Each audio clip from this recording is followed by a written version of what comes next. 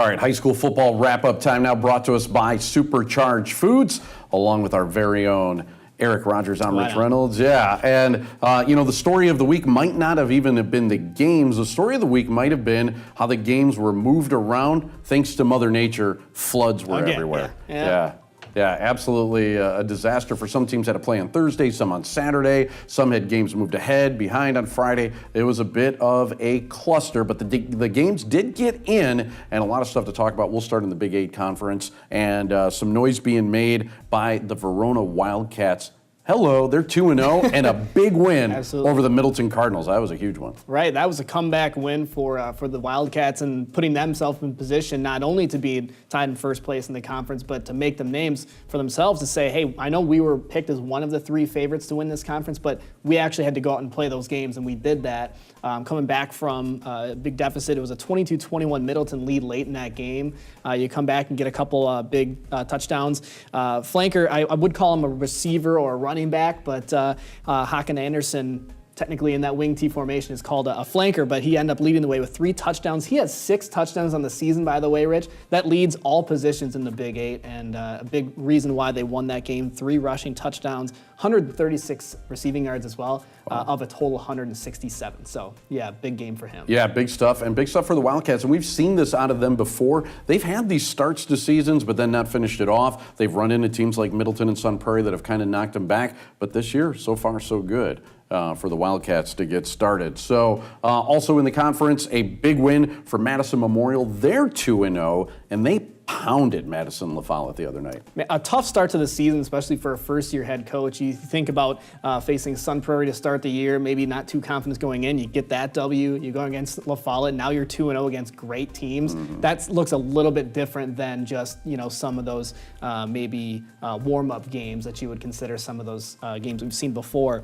But Jason Sinetti throws 3 interceptions for Memorial. They still overcome that. Yeah. They go and they get the win. That should tell you a lot about this team and say, we make mistakes and we can still win games. Let's improve on that, and how good could we be if we make reduce those mistakes? Yeah, sky could be the limit right now for the Spartans. The team that they upset last week, the Sun Prairie Cardinals, who were just awesome last season. They have been at the top of the conference for a couple of seasons now.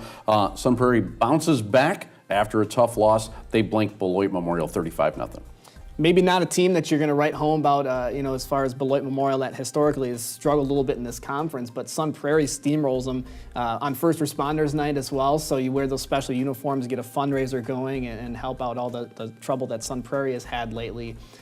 So great by them to do something like that. But then also Brian Kaminsky, coach for Sun Prairie, gets his 100th conference win. So he was waiting on that one and gets it on First Responders Night. So a nice overall win, you would think, for Sun Prairie. Yeah, that's huge. An emotional night, and it had nothing to do with the floods, but of course being Sun Prairie strong and the explosion that they had there earlier. So top of the conference right now for the Big 8, it is Verona, it is Madison Memorial, and it's Janesville Craig, who's 2-0, as they destroyed Parker in their game.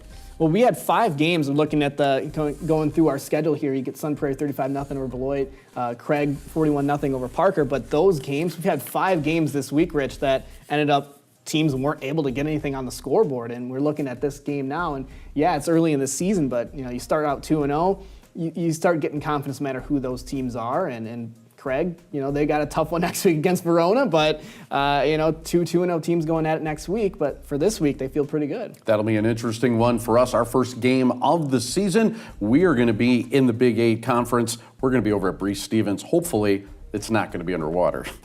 They've had, additionally with the flooding that we've seen in this area, and historic Breese Stevens Field personally one of my favorite places to broadcast from. So we'll see a 2-0 team against an 0-2 Madison East team going at it. But man, you look at some of the Badger Conference games as well, Rich. There was some good ones there, and you look at Mount Horeb, Barneveld, and Oregon getting that win. Yeah, let's take a look at that actually right now. At Mount Horeb, Barneveld, hey, they had a lot of changeover, a lot of new faces, including a brand new coach. He's off to a 2-0 start, setting up a big battle against Wanakee next week. Well, I think even more important than that, Rich, I'm looking at where these guys stack up in the conference. I mean, you have top three players in the conference right now.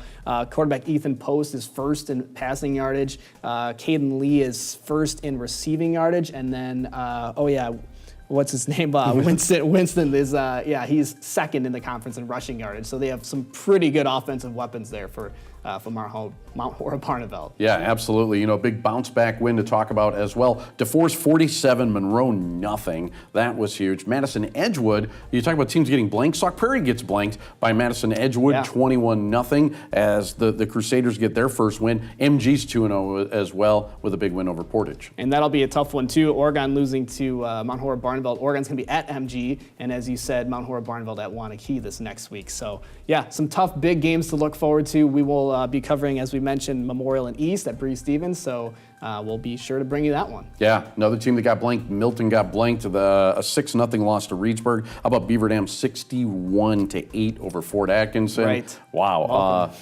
Stoughton winning over Baraboo 28-14 on a game that was moved. So that basically does it for us. We will do our next one live on site from Bree Stevens Field next week for our prep report, brought to us by Supercharged Foods.